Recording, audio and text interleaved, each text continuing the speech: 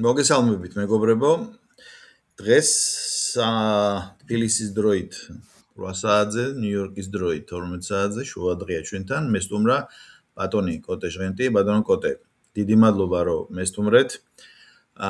გილოცავთ აღდგომის ცხინვალე დღესასწაულს, მრავალს დაესწარით. მადლობა, მეც გილოცავ და ულოცავ თქვენს მაყურებელს ყველას. ბატონ კოტე, ძირითადად სამ თემაზე მინდა თქვენთან ვისაუბრო და პირველი თემა არის ახლო აღმოსავლეთი. მე ვიცი, რომ თქვენ ახლო აღმოსავლეთის სპეციალისტი ბრძანდებით და მე მინდა შემდეგი კუთხით ვისაუბროთ. ჩინეთის როლი ახლო აღმოსავლეთის კონფლიქტში. მე ვთვლი ეს ჩემი სუბიექტური აზრია, რომ ჰორმუზის სრუტის ამერიკელების მიერ დაბლოკვა საბოლოო ჯამში იმიტომ არ შედგა, რომ ფაქტობრივად ეს იყო ირანის გამოწვევა და მე ყოველ შემთხვევაში უახლოეს წარსულში არ მახსოვს სი ძენპინის ესეთი მკვეთრი განცხადება თანამედროვე მსოფლიო პოლიტიკაზე, როგორიც მან გააკეთა ესპანეთის პრემიერ-მინისტრის ვიზიტის დროს. ეს იყო საკმაოდ ძაფრი და ესეთი მკვეთრი განცხადება, რაც არ ახასიათებს სი ძენპინს.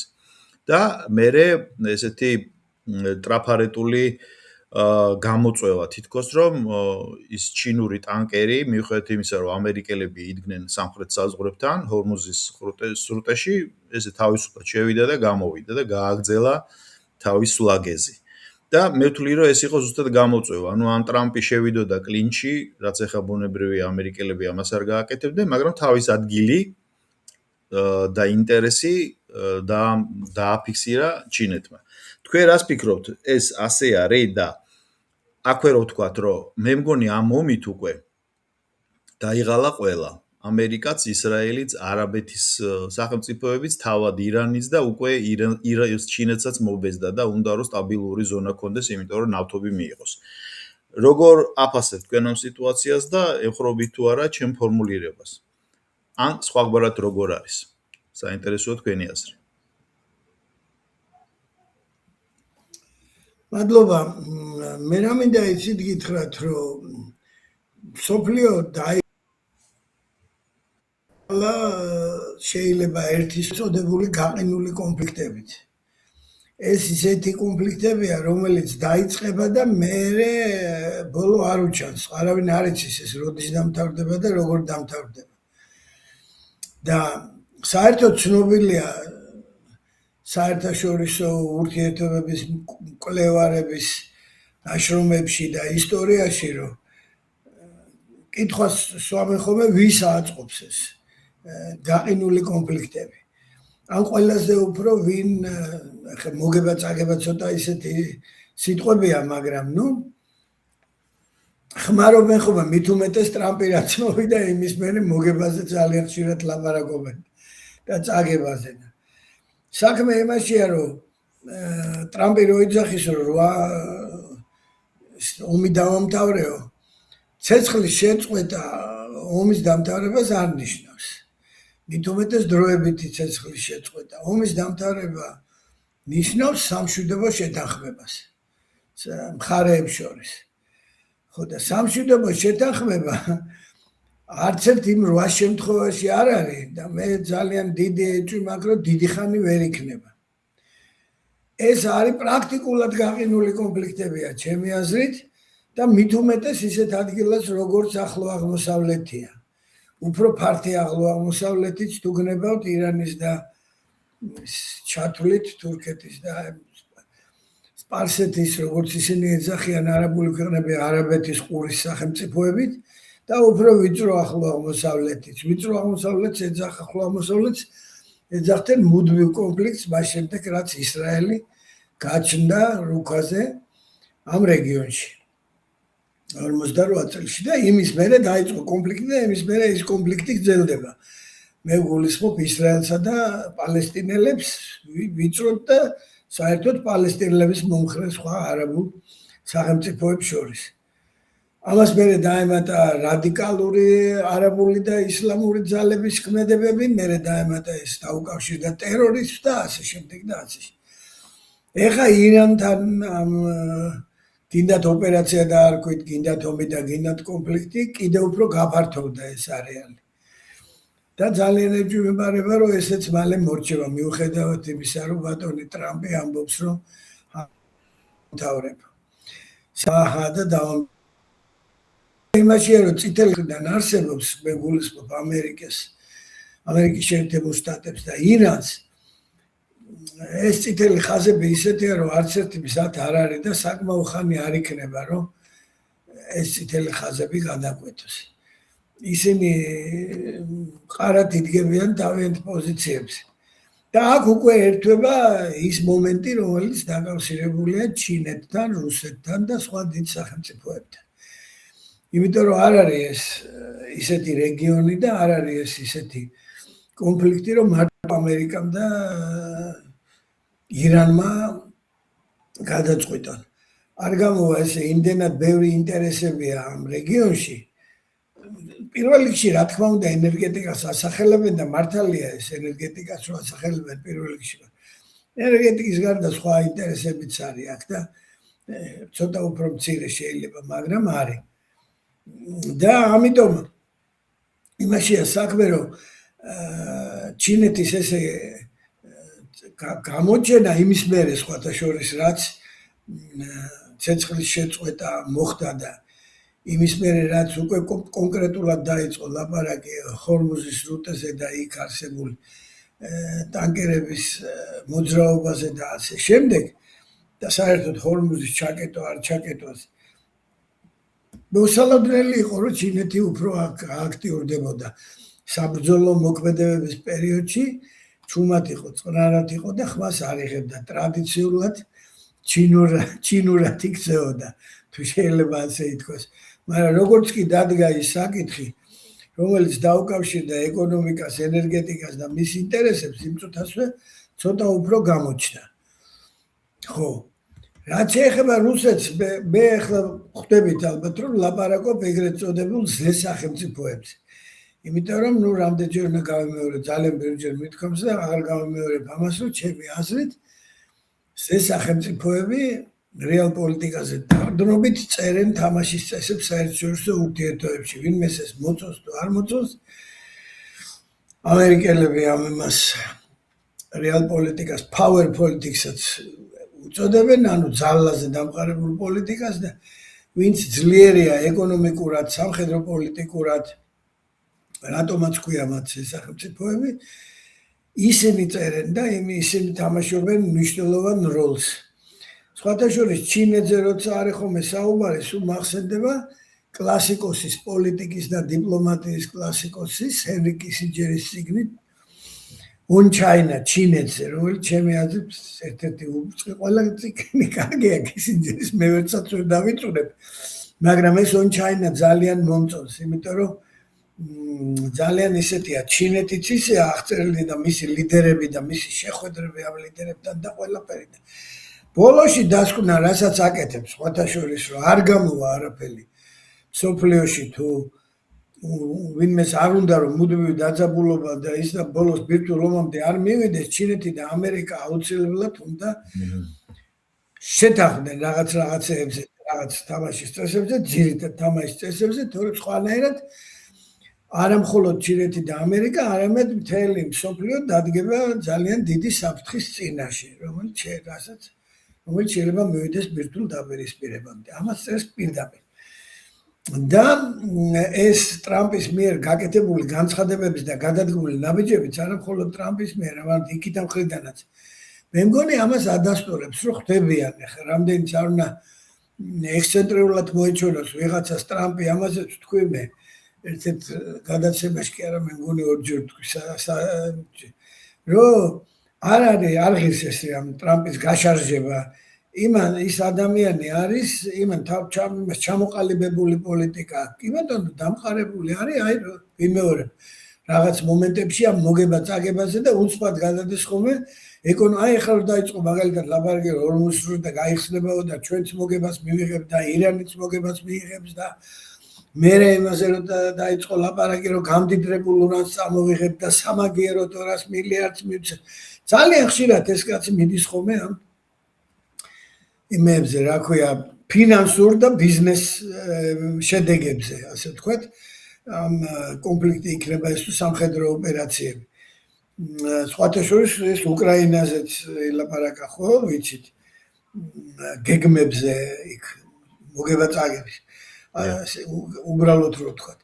ჩინეთთანაც რო ჩავა ახლა მე დარწმუნებული ვარ რომ იქ გარდა იმისა რომ იქნება საუბარი იმაზე რომ მოდი ეს ორი ზესახელმწიფო რაღაცებზე შევთანხმდეთ და ნუ გადავალთ იმ ზღვარს რომელმაც შეიძლება დაძაბულობამდე მიგვიყვანოს რა თქმა უნდა ჯერ მოსამზადებელი იქნება იქ სამუშაოები საკითხები რაზე იქნება საუბარი ყველა მოელის რო იქნება ტაივანზე რა თქმა უნდა იქნება ჩინეთის ზღვაზე იქნება იქ სამხრეთ აღმოსავლეთ აზიაში ამერიკის და ჩინეთის გავლენების დაჯახებაზე ერთმანეთთან ის იმ რეგიონს რაც ეხება წყნარი ოკეანის რეგიონს ამ ახლომლებს რაც ეხება რა თქმა უნდა პირველ რიგში უნდა შეთანხმდნენ იმაზე რომ ზიანი არ მიადგეს მაინც რამდენიც არ უნდა ველაპარაკოთ ეხლა ახალ ენერგიებზე და იმაზე რომ შეცვლის რაღაცა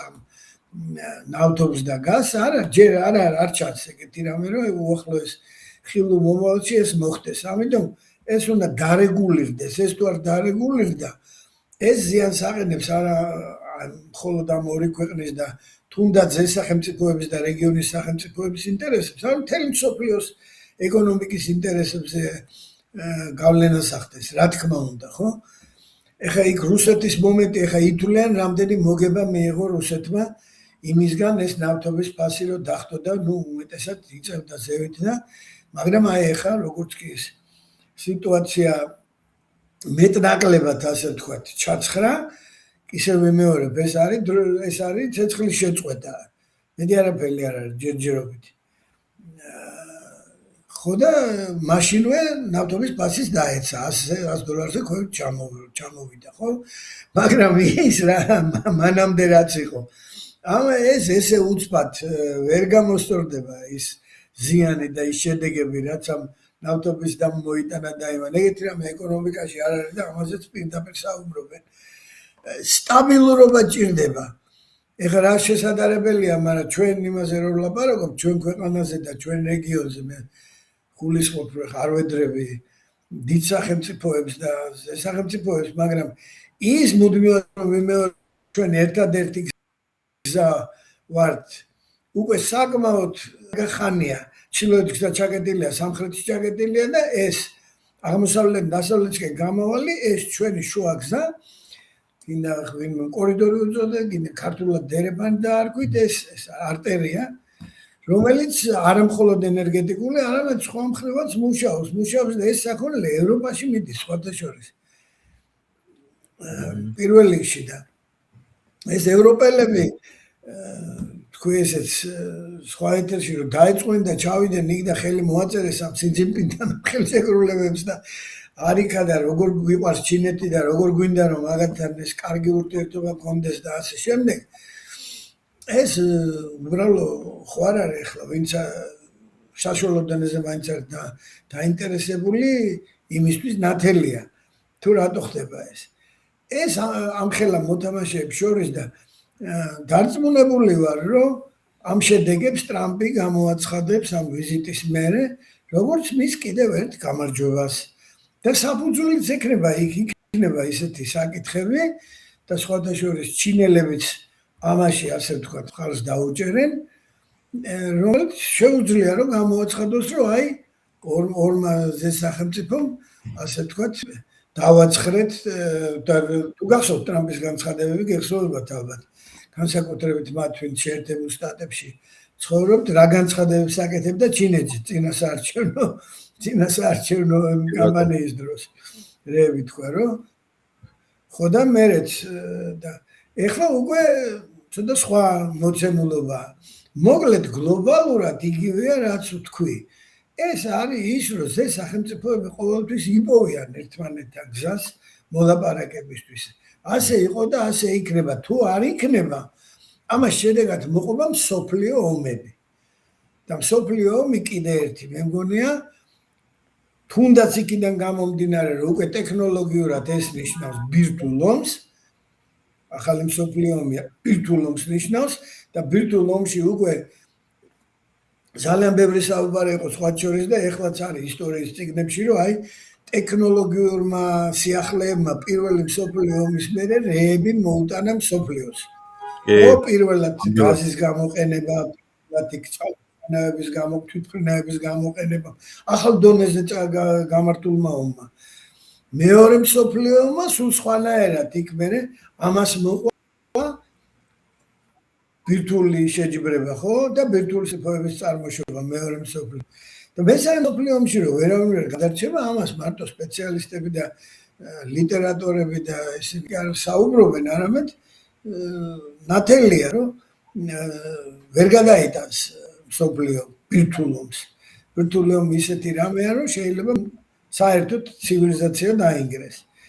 აი ეს ტაქტიკური ბირთვული იარაღი და რაღაცა ეს ყველაფერი ჩემი აზრით არის, ну აბსოლუტურად მიუღებელი ის, რომ შეიძლება ტაქტიკური გამოიყენოს და იქ მორჩეს ყველაფერი და არ გამოვა იქ. მე ასე მგონია. ამიტომ ვიმეორებ, ეს სახელმწიფოები იპოვიან ერთმანეთთან თავის საერთო ენას, შეიძლება ყველაფერი შეთანხმდებიან, იმიტომ რომ თავისი ინტერესები ყველას აქვს და ის ტერიტორიებიც სულ ყველას მოხაზული აქვს, რომელზეც მათ სურთ, რომ მათი გავლენის სფეროები იყოს, მოდი ესე ვთქვათ, და არა ვთქვათ, მე მინდა რომ მანდამაინც იქ ჩემი ის რეჟიმი იყოს, რომელიც რეჟიმს ხმარობა ხოლმე ისეთი მთავრობა იყოს და ისეთი წყობა იყოს, რომელიც მე მინდა, არა. ეგრე არა. მაგრამ გავლენის სფერო რომ ჩემი იყოს, ჩინეთს მაგალითად ვერავინ ვერასოდეს ვერ წაართვებს მაგის უფლება, წაართვებს კი არა, ვერ აიძულებს რომ ვარ ითქვას აღმოსავლეთ და სამხრეთ-აღმოსავლეთ აზიაზე უპირატესობის სურვილზე. ისევე როგორც ამერიკელებს და ბატონ ტრამპს ვერავინ ვერ აუგზავნოს მონროს დოქტრინის ახალ ვარიანტს, რომელზეც ამბობს, რომ აი ეს ქვეყნები და ეს ამერიკელებისთვის ძველი და ეხლა კიდე სხვანაირი ცოტა მოდიფიცირებული ის ჩემი გავლენის სფერო, ისევე როგორც რუსეთს ვერავინ ვერ აიძულებს ვარ ითქვას იმაზე, რომ ყოფილი საბჭოეთის ტერიტორია მისი საზღვრებიდან რაღაცა სიგანეზე იყოს ბუფერი, რომელიც მისი უსაფრთხოებისთვის მას უწერიათ თავიანთი უსაფრთხოების დოქტრინაში ამბობს. და მაგაზე ვარს არ იტყვის. რა თქმა უნდა. და აი ამის გათვალისწინებით, რომ ყველას თავის წითელი ხაზები აქვს, ზუსტად შედგება მათ შორის რაღაცნაირი მოლაპარაკება და შეთანხმება. და სხვა ქვეყნები უნდათ ეს თუ არ უნდათ იძულებული იქნებიან, შეიძლება საერთოდ არ აღიარონ.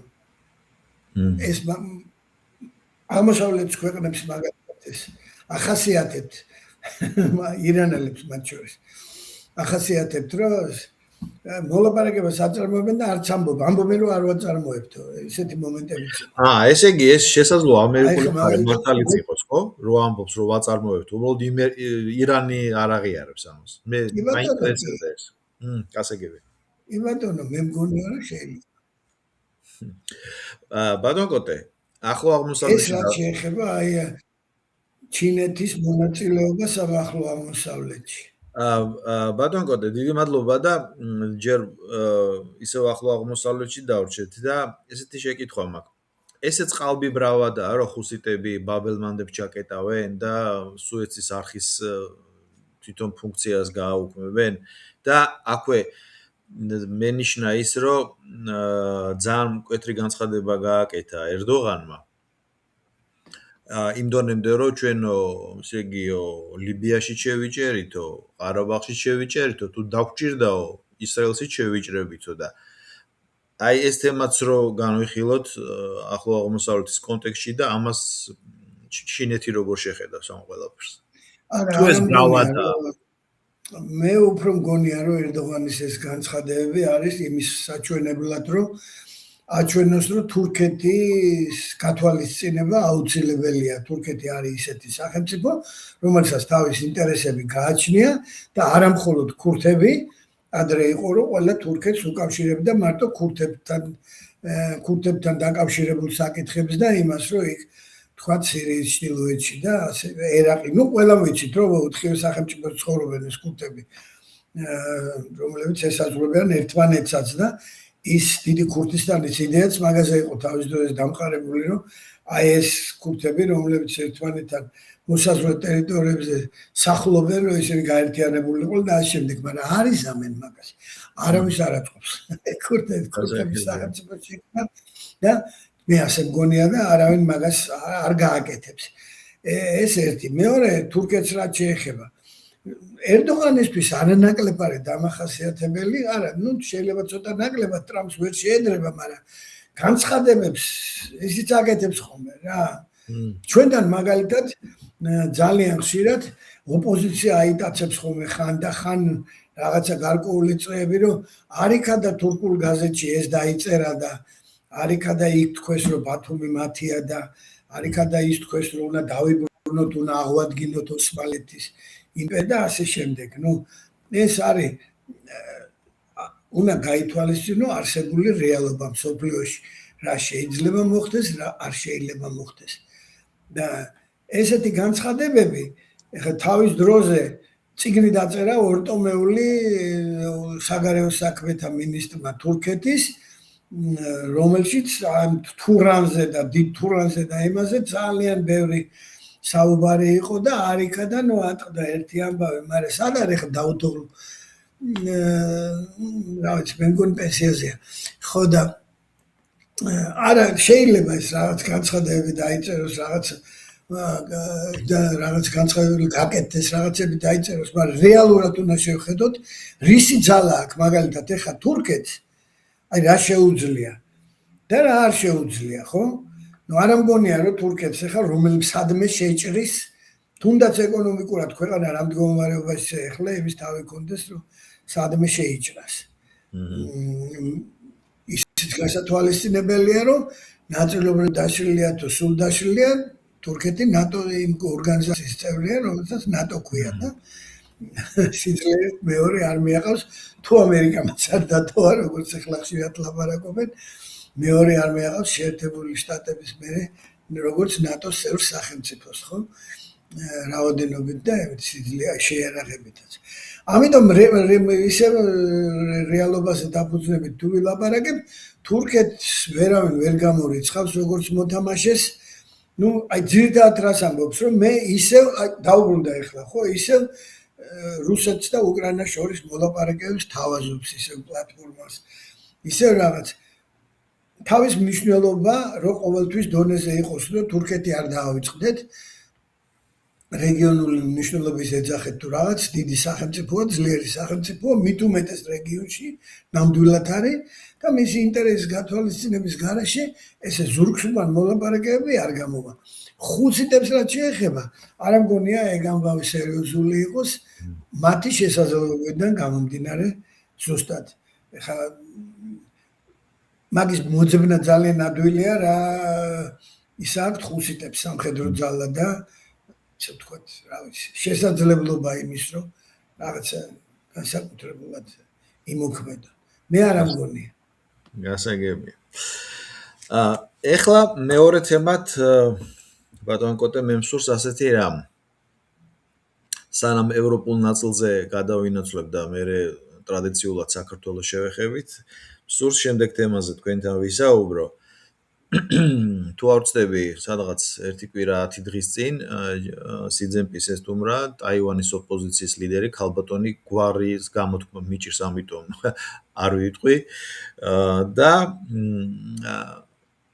გამიკვირდა ის, რომ რამხელა გარანტიები უნდა ქონოდა ამ ქალბატონს, რომ ჩინეთში ჩადის მოლაპარაკებაზე, როცა უნდა დაბრუნდეს შემდეგ ტაივანში. იგი იაპონია არის აქტიურ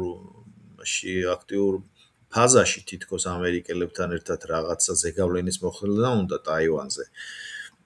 ასევე ვიცით როგორც თქვენ ბრძანეთ 15 მაისს არის დაგეგმილი ტრამპის ვიზიტი და მე როგორც ვიცით თუ მეშლება შემისწორეთ ბატონ კოტე, ტრამპის შემდეგ უნდა ჩავიდეს ჩინეთში ვლადიმერ პუტინი და რას ფიქრობთ? ჩინეთის აი ეს დიდი პოლიტიკის კეთება შესაძლოა რომ დასრულდეს იმით, რომ საბოლოო ჯამში გადაწყდეს სამი კონფლიქტი: ტაივანი, უკრაინა და ნატოს ყოფნა არ ყოფნის საკითხი. იცით რა, რაც შეეხება უკრაინას, აქ ცოტა სხვა სიტუაციაა. მე სულ ვამბობდი და კვლავ ვიმეორებ ჩემ აზრს. ჩემი აზრით ეს იქნება კიდე ერთი გაყინული კონფლიქტი. იმიტომ რომ სამშვიდობო შეთანხმება რუსეთსა და უკრაინას შორის იგივე წითელი ხაზებიდან გამომდინარე მათი ჩემი აზრით შეუძლებელია. დაახლოებით ისეთ სიტუაცია იქნება ჩვენ რო გვაქვს გარკვეული ტერიტორია ოკუპირებული ექნება, უკრაინელები იტყვიან რომ ეს ჩვენი ტერიტორიები არის ოკუპირებული და არასოდეს ამას არ ცნობენ, მაგრამ დე ფაქტო ეს ტერიტორიები იქნება რუსეთის ქვეშ. ამის საფუძველზე მოხდება მერე რაღაცა იმის ძიება, როგორ შეიძლება ეს ყველაფერი გაგრძელდეს. მე ესე მგონია, რამდენიც არ უნდა ეცადონ ევროპელები, რომ უკრაინამ ომი გააგრძელოს რუსეთის წინააღმდეგ. უკრაინა უსასრულოდ ომს ვერ გააგრძელებს რუსეთის წინააღმდეგ. არა აქვს და არ მიცემენ ეს. კაი, შეიძლება ეს ტრანში მიიღოს, ეხლა რომელსაც ორბანი ეწინააღმდეგებოდა და ეხლა ფიცო ეწინააღმდეგება, ეს 90 მილიარდი. მაგრამ დათვლილია ის მარტო აღდგენას რამდენი უნდა, რაც განგრეულია უკრაინაში. მე არ გულისხმობ იმ ტერიტორიებს, რომელზეც რუსეთი ამბობს, რომ უკვე კონსტიტუციით და იმით უკვე თავისთან აყავს შეყვანილი. მე გულისხმობ სხვა ტერიტორიებს უკრაინის, რამაც გრევა და ის განიცადა. ეკონომიკამ უკრაინის და იმის. სადღაცა თუ არ ვშტები ვიღაცა 200 მილიარდი თქვა, ვიღაცა 90 მილიარდი არაფერს არ უშველის, მით უმეტეს ეხლა როცა ჯერ კიდე ცხელი ფაზაა და ჯერ კიდე არ დამთავრებული. ასე რომ ეს საკითხი ტაივანისგან და იმისგან ცოტა უნდა გავმიჯნოთ, მე მგონია უკრაინის საკითხი. ტაივანს რაც შეეფერება, აქაც ისეთი სიტუაციაა, რომ თქვენ ბრძანეთ აი ქალბატონის ვიზიტი ოპოზიციონერის. მაგრამ მანამდე რომ მართველის პარტიის წარმომადგენლები იყვნენ ჩასულები ჩინეთში და საკმაოდ კარგადაც შეხვდნენ და საკმაოდ ინდონეზიაზე შეხვდნენ როგორც სამ ქალბატონს და ინდონეზიაზე ესაუბრენ. იმათმა იმ დემოკრატიულმა იმან რა ქვია გაერთიანებამ როგორც ქვია დედე თუ არ ვშტები ტაივანის, რომელიც სამჯერ მოუგო არჩევნები ოპოზიციას, ისინი ჯერ კიდევ არიან იმ დონეზე, რომ კონტაქტები აქვთ ჩინეთის ხელმძღვანელობასთან. და არავის არ უნდა, რომ ეს და პირველ რიგში ჩინეთის მთავრობას არ უნდა, რომ რაღაცა სამხედრო ძალის გამოყენებით. იმედი აქვთ, რომ შეიძლება აი მათი ეკონომიკური წინსვლით, მათი ეკონომიკური კავშირებით, მათი სხვადასხვა ჩვენთანაც არის ესეთი იდეა. კიდევ ვიძახი, მათ არ შევედრებით, რომ ოკუპირებულ ტერიტორიებს დავანახოთ ჩვენი უპირატესობა, ჩვენი განვითარების, მშვიდობის, ეკონომიკური განვითარების, რომ იმათ თვითონ იფიქრონ და მოუნდეთ, რომ იქნება ვიყოთ ქართველებთან ერთად. აი დაახლოებით შეიძლება მეკ ნუანსები რა თქმა უნდა განსხვავებული არის და ქვეყნის სიდიზე და იმაზე არ ვლაპარაკობ, მაგრამ არა მგონია რომ რამე ისეთი რადიკალური და მწვავე გამოჩნდეს.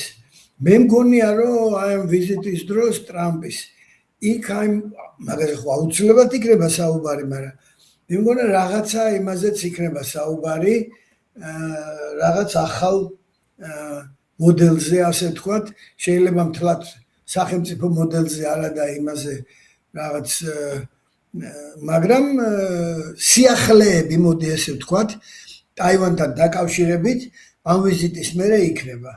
მე ასე მგონია. ანუ ტაივანი მატერიკულ სამშობლოს დაუბრუნდება, თუ ესეც ამერიკამ ამის სანაცვლოდ რაღაც უნდა მიიღოს, ესე ხო ვერ დათმობს ახლა ზონიდან ხო ვერ გავა. იქ ყოველთვის ეგრეა. დიპლომატია და პოლიტიკა რო ესეა მე შენ მე ეს ნათელია. სანაცვლოდ საუბარი იქნება, მაგრამ აი ეს ყველაფერი დამოკიდებული იქნება სხვათა შორის როგორ დარეგულირდება სიტუაცია ხო გადადო ტრამპმა ხო მანამდე უნდა შემდგარიყო ეს ვიზიტი გადადო იმიტომ რომ ელოდებიან აღმოსავლეთ ირანთან სიტუაციის რაღაცნაირად მოწესრიგებას დარეგულირებას თუნდაც ჩინეთის ინტერესების გათვალისწინებით პირველ რიგში იქ რო ჩავა იქ ხო უნდა ელაპარაკოს რომ აი მე შენი თქვათ უთხრას მე შენი ინტერესები გავითვალისწინე ჰორმუზ ავსერნი და შენი თქვათ ნავთობ ისინი რა ქვია ენერგომატარებლები წამოვიდა აღარ არის დაბლოკილი სიტყვაზე ვამბობ ამის გათვალისწინებით იქნება ოცილებლად რა თქმა უნდა და ის მუდმივად იყო ის ტაივანი და მუდმივად იქნება ეს ორი ეს ჩინეთის პრობლემა ეგრეთ წოდებული ბჭყალებში რომელიც აი მუდმივად არის იმის მერე რაც ტაივანი ცალკეა და ამ ჩინელების დამოკიდებულება იმ სახელმწიფოებთან გინდა დიდი იყოს გინდა პატარა თუ ამას როგორ უყურებენ არა მხოლოდ კონკრეტულად განცხადების დონეზეც კი ძალიან მწვავედ რეაგირებენ ხოლმე მაგალითად იმაზე რომ თავი დავანებოთ რომ წინა ადმინისტრაციის დროს მე ბაიდენის ადმინისტრაციის გულისხმობ ქალბატონი პელოსიდან დაწყებული რა ვიცი კონგრესმენები ისე დაიარებოდნენ ამ ტაივანში რა ვიცი როგორც ხო და ეს ძალიან არ შეამოვნებდა ამ ჩინეთს თუნდაც ეგ რო შეწყდა სხვათა შორის და ესეთი რამეები რო არ ხდება ახლა ამერიკელების აი ესეთი ჩასულები და ჩავარდნები და ჩახტოები ამას აფასებს აუცილებლად ჩინეთი ტრამპის ადმინისტრაციას უფასებს ნამდვილად სხვანაირად არ შეიძლება კი ბატონო იმ დროს ესეთი იყო და ახლა ეგეთი რამე არ ხდება ამიტომ ესეც რაღაცა მომენტია ესეთი დიდი ზესახელმწიფოების ხელმძღვანელების ლიდერების ვიზიტები როცა მზადდება ხოლმე წინ ამას უძღვის ძალიან ბევრი მომენტი რომელმაც შეიძლება შექმნას როგორც პოზიტიური ფონი ამ შეხვედრებისთვის ამ ლიდერების შეხვედრებისთვის და რაღაც გადაწყვეტილებების გამოცხადებისთვის ისე თავის არიდება ნეგატიური ფონისთვის რომ იქ რამე კიდე ახალი მწვავე საკითხი არ წამოიჭრას რომელმაც შეიძლება ხელი შეუშალოს იმ საკითხზე მოლაპარაკებას რომელიც ორივე მხარეს ინტერესებშია ხო ამიტომ მხარეები ცდილობენ რომ მაქსიმალურად რადიკალურ ნაბიჯებს თუნდაც განცხადებების დონეზე თავი დაანებონ შეიკავონ თავი ესეთი განცხადებებისგან და ესეთი ნაბიჯებისგან თუნდაც რა თქმა უნდა და მე გონია რომ უნდათ სი ძინპინსაც და ტრამპსაც რომ რაღაცნაირად გამოჩნდეს ნაბიჯი რომ ესენი არ არიან მინიმუმ იმისთვის რომ ერთმანეთს ასე ვთქვათ დაბიურად რო ვთქვათ დაცხონ ხო გასაგებია ბატონ კოტე ეხლა გადავიდეთ ევროპისკენ და თქვენ ახსენეთ რომ რუსეთ-უკრაინის კონფლიქტი გადავა სურს ჩვენ თუ არა გადავა რაღაც ერთგვარ გაყინვის პროცესში ბატონო მე ასე მგონია და აქ ჩდება შემდეგი კითხვები უпростоრეთ რა როლს შეასრულებს დაუშვათ ამ შემთხვევაში მაშინ კოლექტიური დასავლეთი მინუს ამერიკა იმიტომ რომ მე არ მგონია რომ ამერიკამ ეხა კიდე იაქტიუროს ჩინეთის ვიზიტის მერე პუტინის წინააღმდეგ არ ვიცი ეს ჩემი აზრია თქვენ განმარტეთ მაგრამ ზელენსკი დღეს ბრძანდებოდა გერმანიაში შეხვდა მერც ჩვენ ვიცით ევროკავშირის დიდი ჰიპერპროექტი რომ 800 მილიარდის აკუმულირებას აპირებდნენ ჯერ კიდე 24 წელს რომ თავის არმია შეექმნა და დაპირისპირებოდნენ რუსეთს და ხომ არ იქნება ეს ისეთი ფორმა კონფლიქტის რომ უხეშად ვამბობ აი როგორც ამერიკას ყავს ესეთი ჩასმული არაბულ სამყაროში ახლო აღმოსავლეთში ისრაელი და манипуляციას ახდენს რაღაც ამდაგვარ როლს ხوار შეასრულებს უკრაინა ანუ არც დასრულდება მაგრამ სულ ეყოლება გამოწვევის მიზეზი იქნება რომ არ მოასვენოს ახლა რუსეთის ფედერაციის გამაგრება და წელში გამართვა ბუნებრივია არ აწყობ და თქვენ როგორ ფიქრობ და აქვე დავსვავ ესეთ შეკითხვას მე მეჩვენება რომ ბალტიის ზღვაში შეიძლება გაჩაღდეს ახალი კონფლიქტი, იმიტომ რომ ვიცით რომ რუსეთის ენერგომატარებლები ფაქტობრივად ბალტიის ზღვას გადიან და იქ ნებისმიერ დროს შეიძლება გადაუკეტონ. ორმუზის ყურესავით ანალოგია შეიძლება არ გამოვიდეს ერთ-ერთში, მაგრამ რახან უკვე რუსებმა დაიწყეს კონვოიაჟირება თავისი ნავთობტანკერების, ხო არ არის მოსალოდნელი მსგავსი კომპლექტი. აი, რა სიტყვით აი ამ სიტუაციაზე. რა ვიცი, რა შეიცით საქმე, მე მგონია, რომ ევროპას იმის ძალა არ აქვს, რომ რა დონეზეც გნებავთ და იმაზე განსაკუთრებით საუბარი არ არის, რომ რაღაც სამხედრო კონფრონტაციის დონეზე დაუპირისპირდეს რუსეთს. იმიტომ რომ ევროპაში არასოდეს არ გააკეთებენ იმას, მაგალითად, რასაც უკრაინელები აკეთებენ, რომ ქუჩაში რო იჭერენ ახალგაზრდებს ძალით და მიყავთ ფრონტზე. ესეთ რამეს ევროპაში ერთ-ერთი ქვეყანა ვერ გააკეთებს და ევროპელ ახალგაზრდებს კიდე არც ძველგაზრდებს ძალიან ბევრჯერ ყოფილი ვარ და შეიძლება ცოტა დრო გავიდა იმის მერე, მაგრამ კითხულობ მუდმივად ვადევნებთვალყურს. არ უნდა ევროპას ომი რუსეთთან, არავის რუსეთთან ომი ევროპაში არ სურს. უფრო მეცაც გეტყვით. არც ევროპის არც ერთ რამდენიც არ უნდა ისაუბრონ, არც ევროპის მთავრობებს არ სურთ რუსეთთან ომი. კი ბატონო, სხვისი ხელით რუსეთთან ომი სურთ და კონფლიქტი. მაგრამ თვითონ არ სურთ ეს. და არც აქვთ იმის რესურსი, რომ თვითონ თავისი გინდათ ადამიანური, გინდათ სამხედრო რესურსებით დაუპირისპირდნენ რუსეთს. ეს არ არსებობს და მე მგონი არც იქნება. იმიტომ რომ ევროპა ისეთ ცხოვრებას არის მიჩვეული და ეს ახალგაზრდები განსაკუთრებით, რომ ისინი ომში რუსეთთან საომრად არ წავლენ. და ვერავინ ძალით ვერ არ აიძულებს ელემენტარულად ახლა იმ დონის დემოკრატია კი არის. ამიტომ ეს არის რა იცით არც იმის ეს საიდანაც ხო უნდა აიღო ეს პული თქვენ ბრძანეთის 800 მილიონი. რაღაცას ხო უნდა მოაკლო და დახარჯო შეიარაღებას, რას უნდა მოაკლო. აი რას? საკუთარ მოსახლეობას. ხო, მოსახლეობას რაზე უნდა მოაკლო? პენსიებზე უნდა მოაკლო, სოციალურ დახმარებებზე უნდა მოაკლო, უმუშევრობის დახმარებებზე უნდა თუ რას უნდა მოაკლო? ფასები აწვევ პროდუქტებზე თუ აი რა, საიდან უნდა აიღო ეს პული?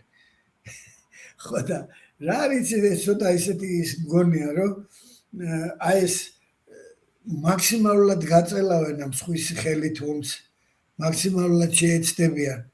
ჩვენ ძალიან გაბრაზებულები არიან, რომ ვერანაირად ვერ ჩაგვითრეს. იმიტომ რომ აშკარად აპირებდნენ ახლა. მაგაზე ვისაუბრებთ ჩვენ ინტერვიუს ბოლოს ეს მოტოვებული მაგ და საინტერესოა თქვენი აზრი. აშკარად აპირებდნენ ჩვენ მანდ ჩათრევას. ამის ყველა ნიშნები, განცხადებები, ქცევა, რა ვიცი, ყველაფერი იყო რა. და ეს არ მოხდა. მაგრამ დავდექით, ასე ვთქვათ. და ძალიან კარგიც გავაკეთეთ და ჭკვიანურიც. ამას უკრაინელების რაც შეიძლება დიდხანს შეეცდებიან, რომ აი და სამშვიდობოს იმაზე ხელშეკრულებაზე ლაპარაკი არ არის. ეს მაგათთვის ევროპელებისთვის ეხა არის არ ვიცი რა, როგორც თვითონ რუსები ამობენ, რაც უნდა დამაბრალონ კანეთს უედა. რომ სამშვიდობო ხელშეკრულება დაიდოს. აი ცეცხლის შეწყვეტაზეც კი არანაირად არ უნდათ. ეხლა ხო ვიცით ნამდვილად და ხო გამოჩნდა, რომ პრაქტიკულად შეთანხმებულზე ჩავიდა ბორია ჯონსონი და ჩაუშალა. დიახ. ხო ეხლა ხო ყველამ გაიგო ეგ. და ამაზე დაიწერა და ეხლა მე მგონი წიგნი გამოვიდა უკვე. რომელშიც ეს ყველაფერი აღწერილია. დიახ. თორე იყო გამზადებული იყო შეთანხმება ცეცხლის შეწყვეტას. კი, თურქეთში. ხო, სტამბოლში, ხო და იცით რა არის, ეხლა შეეცდებიან, რომ რაც შეიძლება დიდხანს ეს გაგრძელდეს.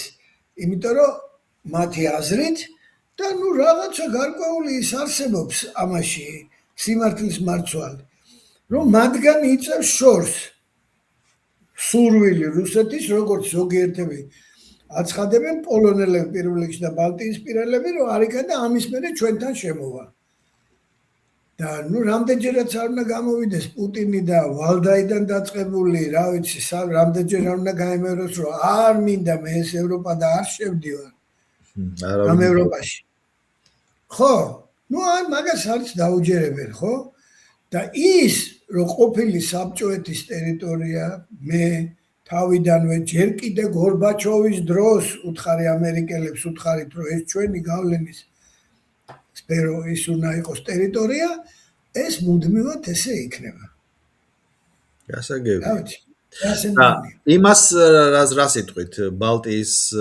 ზღვაში აი ამ რუსებს რომ მოუწიათ უკვე ტანკერების კონვოიჟერობა აი რაღაცა მანამდე რაც მოხდა ბალტიის ზღვაში ჩრდილოეთის ნაკადის აფეთქება ხო ისე მე მგონი ნაწილი დაიჭირეს ნაწილი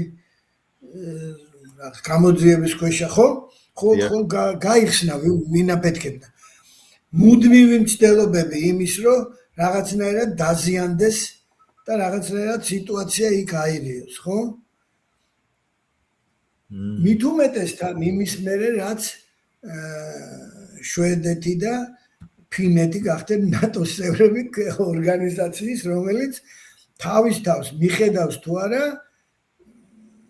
კაცმა არ იცის ჩემი აზრით ვერ მიხედავს ხო ეგენი ხო ბალტიის ქვეყნები არიან ბალტიისპირეთის გარდა იქ კიდე ის ამიტომ მე არ ამგონია რომ მოხდეს ისე როგორც სურს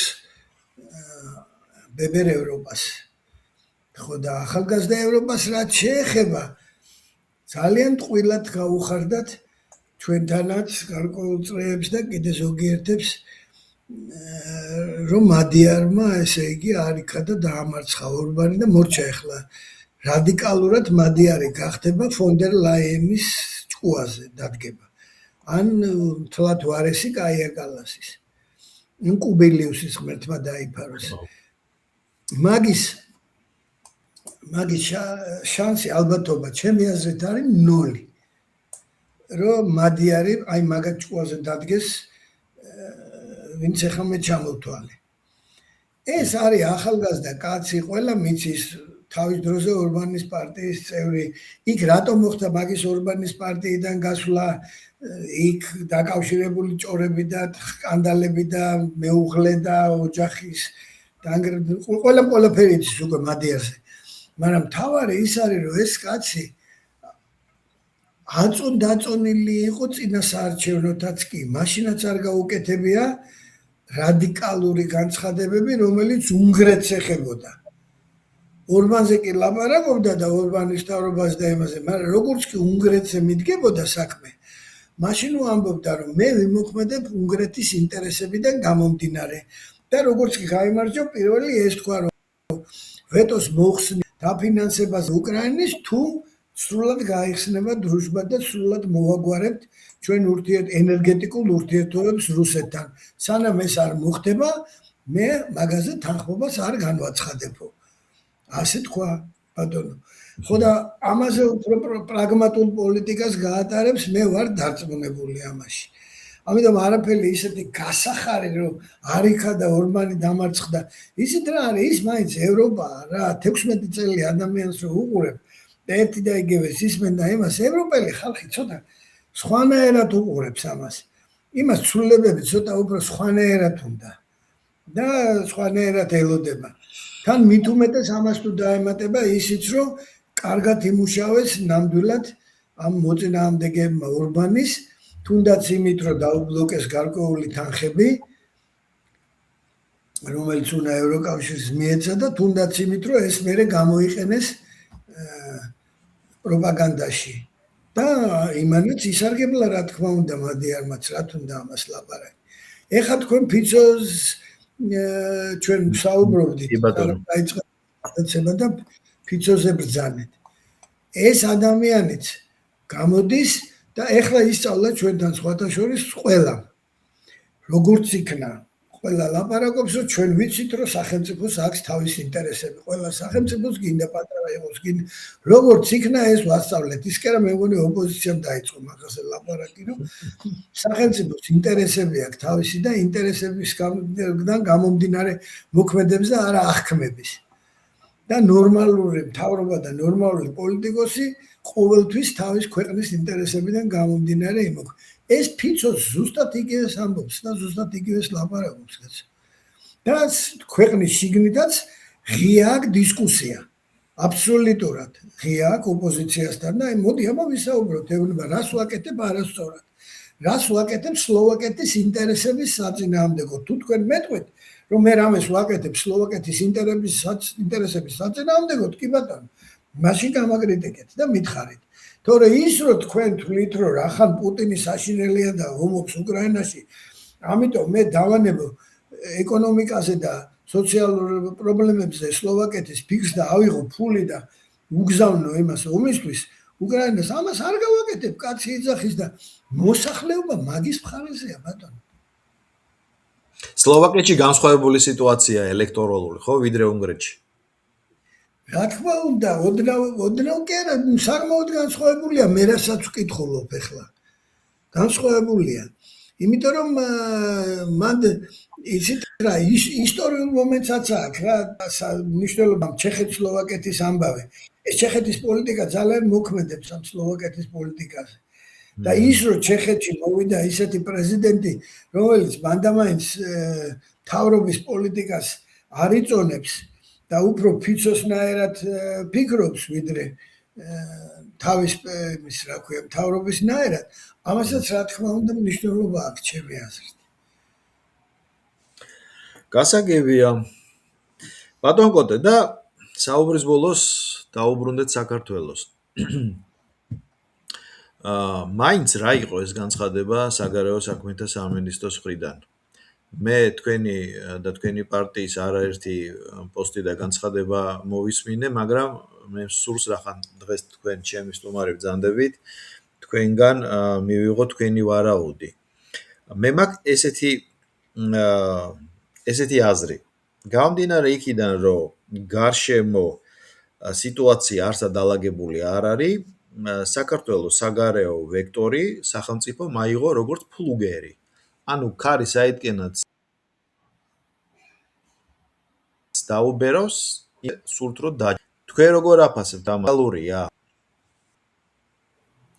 არა, მე არ მგონია რომ ფლუგერებით არის, რა ვიცი, ვერ დაგეთახმებით მაგაში.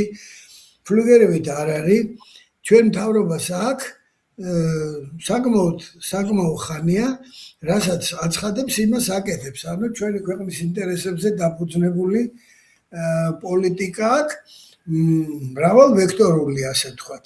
მრავალვექტორული პოლიტიკა და სხვა შორის რა არის, ახლა თქვენ ახსენეთ ჩვენი პარტია ეს ერთიანი ნეიტრალური საქართველო, ესეც თქვი ერთხელ სადღაცა იქცევიან ზოგჯერ პირდაპირ ისე როგორც ჩვენ ვლაპარაკობთ ღიად ერთიანი ნეიტრალური საქართველო, მაგრამ სიტყვა ნეიტრალიტეტის ხსენების ეშინიათ, თუ ერიდებიან ამას და ისე სიტყვა ნეიტრალიტეტი რო არ ახსენო.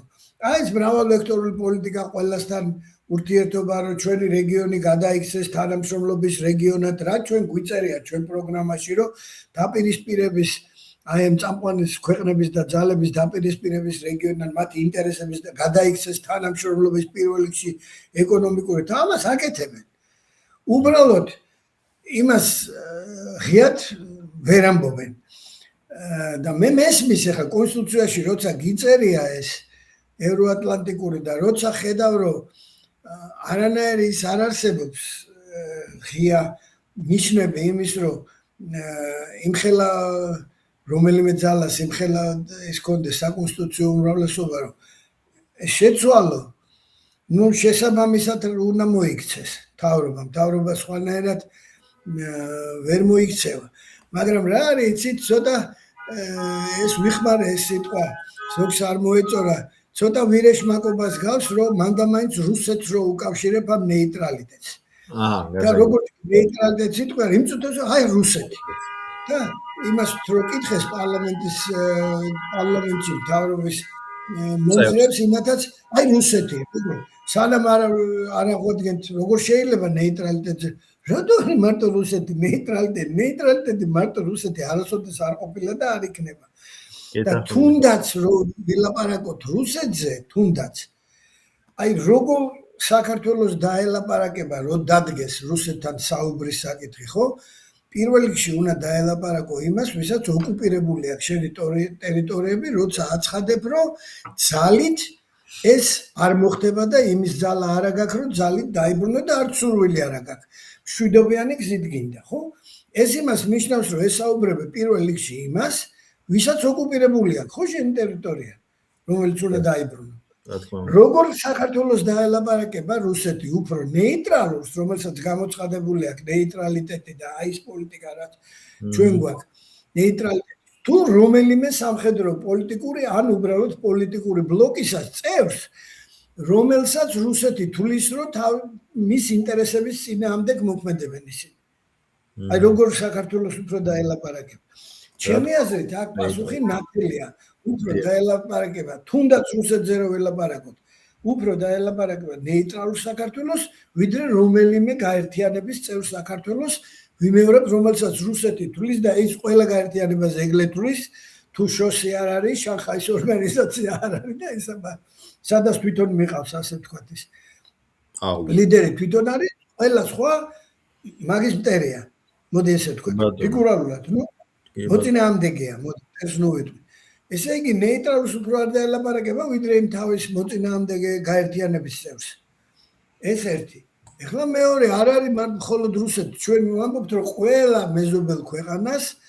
მეზობელ დიდ სახელმწიფოებს და ზე სახელმწიფოებს გვინდა დავაჯეროთ რომ საქართველო შეიძლება გახდეს ინტერესთა დაპირისპირების რეგიონიდან და ადგილიდან ინტერესთა თანხვედრის პირველ რიგში ეკონომიკურ ინტერესთა თანხვედრის ადგილი მშვიდობიანი სტაბილური განვითარების რომელზეც გაივლის არა მარტო ენერგეტიკული გზები მარშრუტები და ისა არამედ მაგალითად იგივე ის კაბელი რომელიც ყავა ევროპაში შავი ზღვის გავლით კიდევ ერთხელ ვიმეორებ ესეც ბევრჯერ მithქვავს არასტაბილურ კონფლიქტებით სავსე საომარი მოქმედებებით საშიში ადგილას ინვესტიციას არ ვინარდებს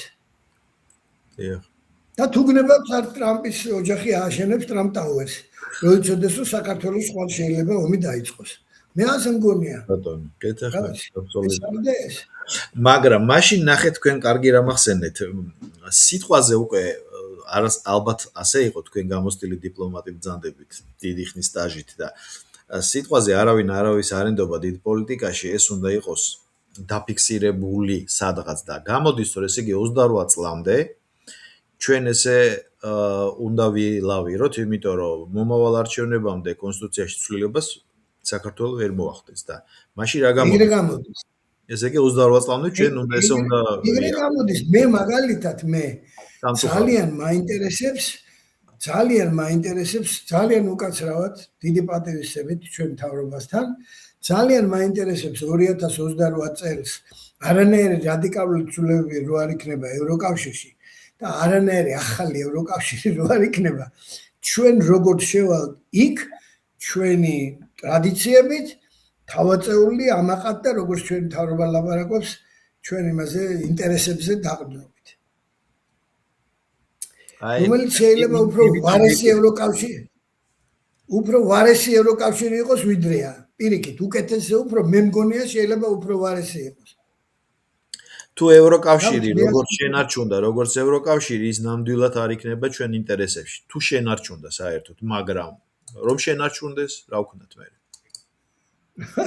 აი მაგაშია საქმე რომ პოლიტიკოსები მთავრობა განსაკუთრებით და ვისაც აბარია ქვეყნის ბედი უნდა ითვლიდნენ რამდენიმე ნაბიჯს თქვათ ისე თუ არ მოხდა როგორც ეგენი ფიქრობენ და მოხდა სხვანაირად აი მე რას ვაკეთებთ თუ იმაზე ვარესად მოხდა კიდე რას ვაკეთებთ მე ძალიან ბევრჯერ მithქვია აი არ მინდა ეს მისისტები ვიხმარო, მაგრამ იმათვის, მაგრამ თქვათ იმას ჰქონდა იმედი დარწმუნებული იყო, რომ რუსეთი არ შემოვა, რომ ჩვენ რო ცხინვალში ოპერაციას განვახორციელებთ. თქვათ შემოვიდა, მე რა შვები. თქვათ ჰქონდა იმედი, რომ ტერიტორიას დაიკავებს ეგრეთ წოდებული სამხრეთ ოსეთის და აღარ წამოვა თბილისისკენ. რო წამოვიდეს როგორც მოხდა, მე რა შვები. და საერთოდ რომ შემოვიდეს თბილისში და არ დაუჯეროს სარკოზი. აი მე შეიძლებოდა რომ მართლა არ დაეჯერებინა, მე სად მივდიოდა. რა თქმა უნდა და ამიტომ ყველა მთავრობა მრავალ ნაბიჯს უნდა ითვლიდეს, არა მხოლოდ თავისისას, არამედ მოწინააღმდეგის პირველ რიგში. და მე თავის საპასუხოს. აი რომ ესე რომ განვითარდეს, როგორც თქვენ ბრძანეთ, მოვლენები ევროკავშირში, აი რა ვშვებით. არ ვიცით. მე არ ვიცი პირად. ხო, რა ვიცი. ნეიტრალიტეტი უნდა გამოვაცხადო.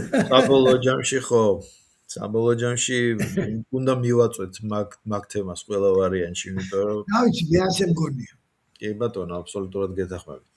ბატონ კოტე, ძალიან დიდი მადლობა ამ საინტერესო საუბრისთვის. როგორც ყოველთვის, შენთვის დიდი სიამოვნებაა თქვენთან საუბარი. ესეთ გამოსტილ დიპლომატთან და აქტიურ პოლიტიკოსთან. მადლობა თქვენ. ძალიან დიდი მადლობა და დროებით წარმატებებს გისურვებთ. პირადად თქვენ და თქვენ კარგად გძანდებოდეთ. გულშემატ კი რომ იცოდეთ. იცოდნენ. კარგად იყავით.